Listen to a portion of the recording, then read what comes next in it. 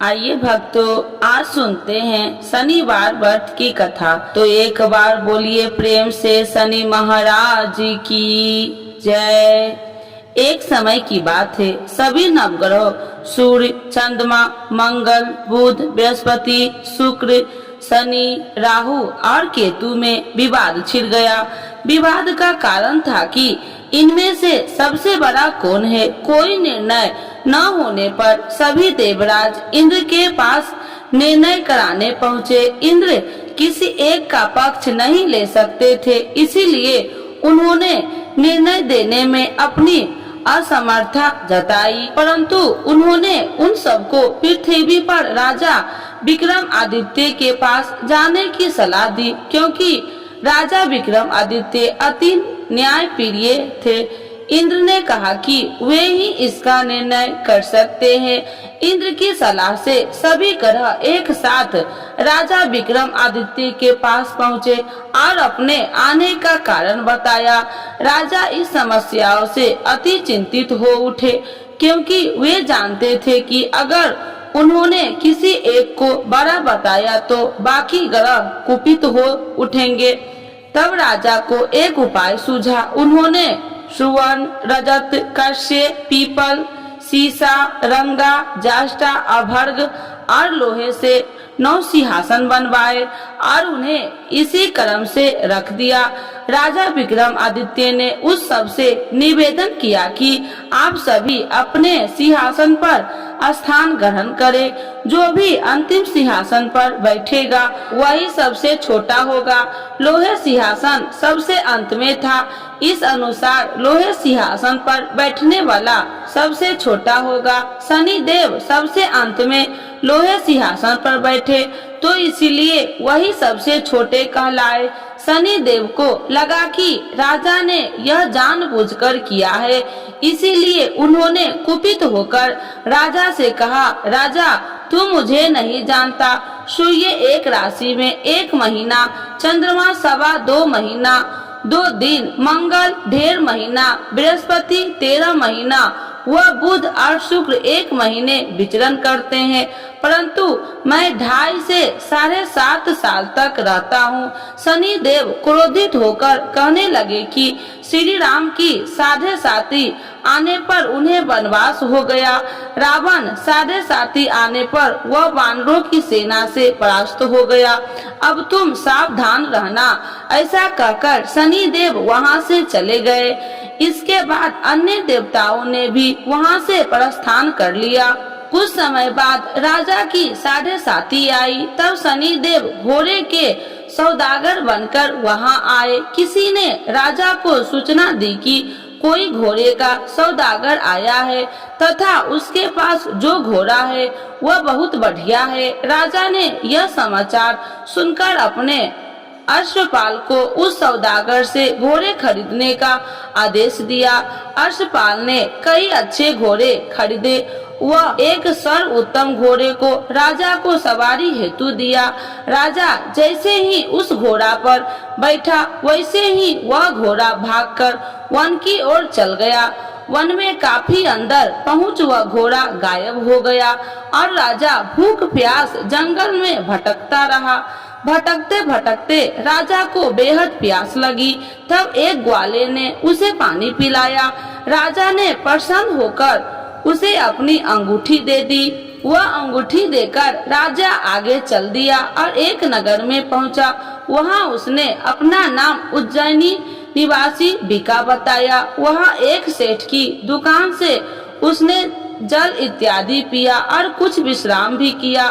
भाग्यवश उस दिन सेठ की बड़ी बिक्री हुई। सेठ खुश होकर उसे खाना खिलाने के लिए अपने साथ घर ले गया।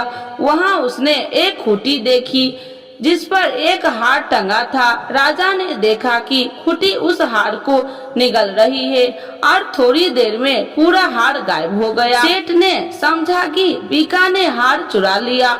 उसने बीका को कोतवाल के पास पकड़वा दिया। फिर राजा ने भी उसे चोर समझकर उसके हाथ और पैर काट दिए। वह चैरंगिया बन गया और नगर के बाहर फिकवा दिया गया। वहाँ से एक तेली निकल रहा था। उसे राजा पर दया आई और उसने बीका को अपनी गाड़ी में बैठा लिया। वह अपनी जीभ से बैल को हाँकने लगा। उस काल राजा की शनि दशा समाप्त हो गई। वर्षा ऋतु आने पर राजा मल्हार गाने लगा। तब वह जिस नगर में था वहाँ की राजकुमारी मन भावनी को वह इतना भाया कि उसने मन ही मन प्रण कर लिया कि वह उस राग गाने वाले से ही विवाह करेगी। उसने दासी को राग गाने वाले को ढूंढने के लिए भेजी। दासी ने बताया कि वह एक चौरंगिया है, परंतु राजकुमारी न मानी।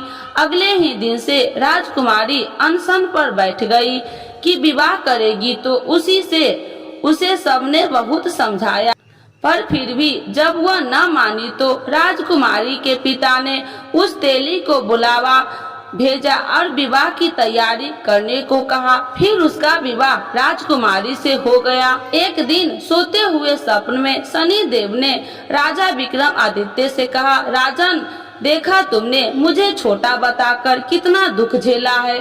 तब राजा ने उनसे क्षमा मांगी और प्रार्थना की, हे शनिदेव, जैसा दुख मुझे दिया है किसी और को न देना। शनिदेव मान गए कि और कहा, जो मेरी कथा व व्रत करेगा उसे कोई दुख न होगा, तथा जो नित्य मेरा ध्यान करेगा और चीटिया का आटा डालेगा उसके सारे मनोरथ पूर्ण होंगे। साथ ही शनिदेव ने राजा को उसके हाथ पैर की वापसी दे दिए।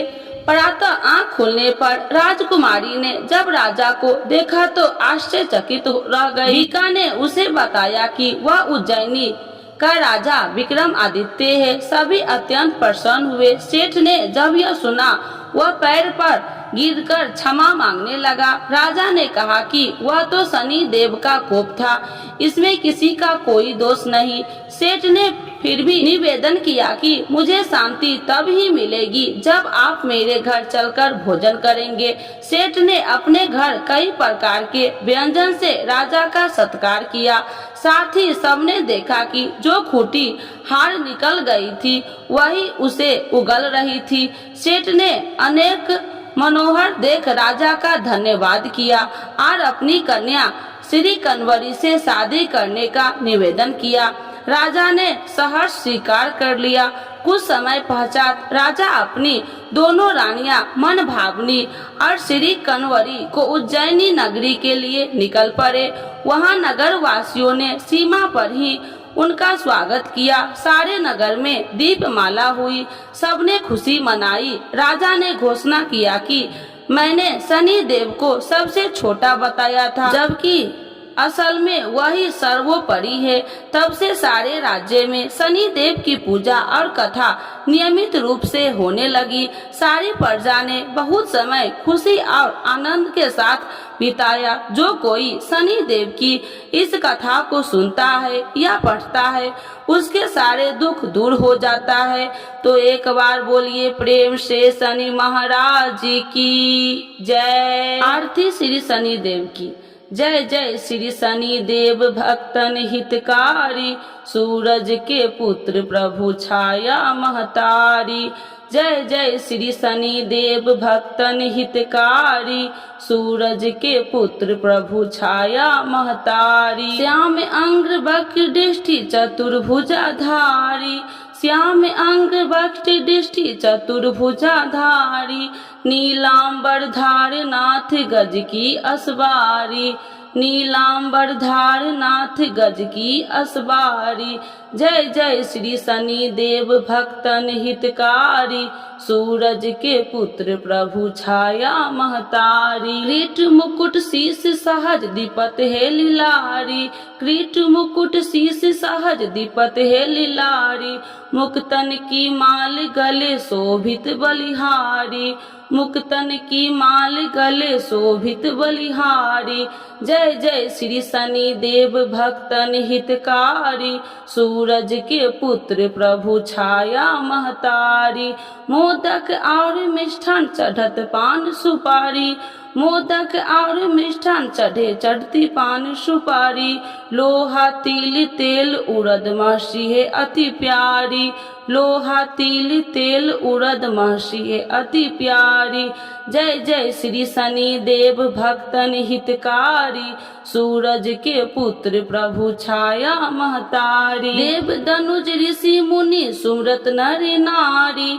देव धनुज ऋषि मुनि सुमरत नर नारी। विश्वनाथ धरत ध्यान हम है शरण तुम्हारी।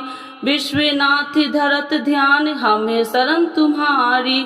जय जय श्री शनि देव भक्तन हितकारी। सूरज के पुत्र प्रभु छाया महतारी। एक बार बोलिए प्रेम से शनि देवता की जय। छाया माता की जय।